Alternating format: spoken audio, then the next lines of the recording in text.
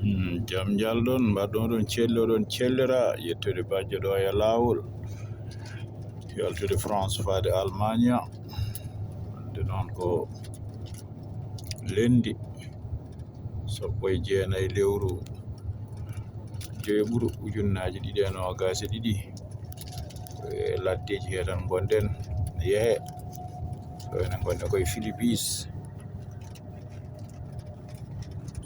gonɗen ɗo jaha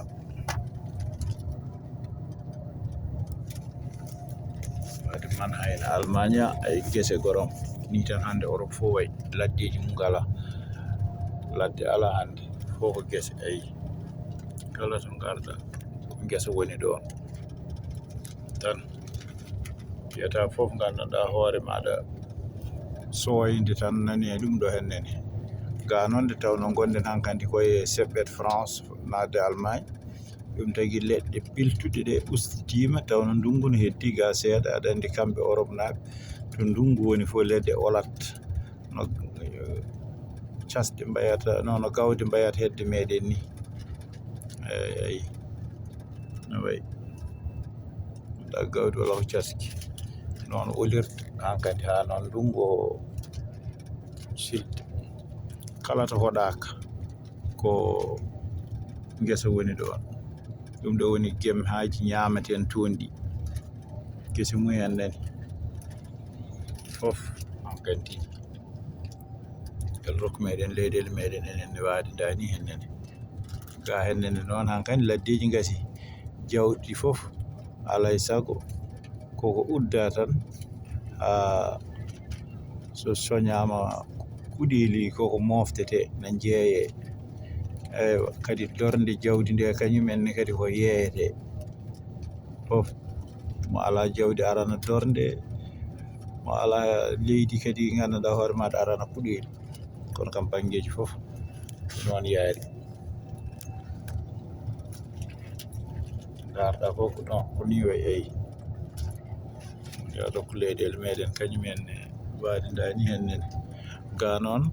ko ɓuri heewde hande tubakoɓe kodi ko nder ga hennene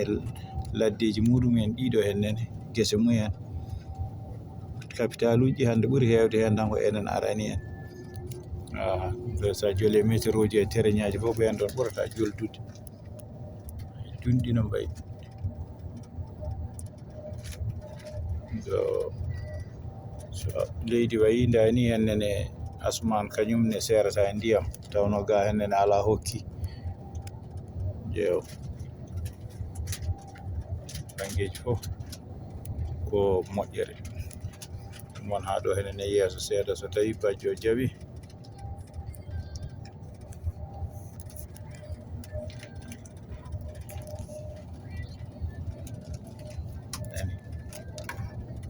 ga ala bonni ni kam jawdi bonni gesa renaka ala ayi no laddeji gasi hankkadi ko ndema tan waylata gaynaka kala to nanɗan jawdi ne bonna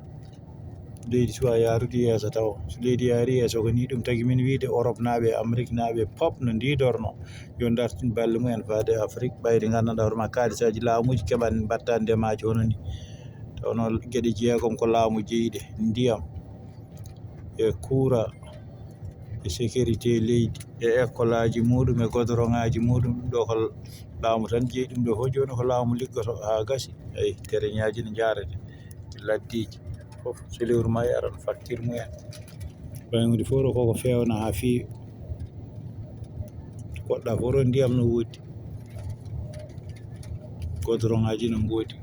hunde fof ɗo koko fewna ha ɗo yeeso so bajjo jaaɓi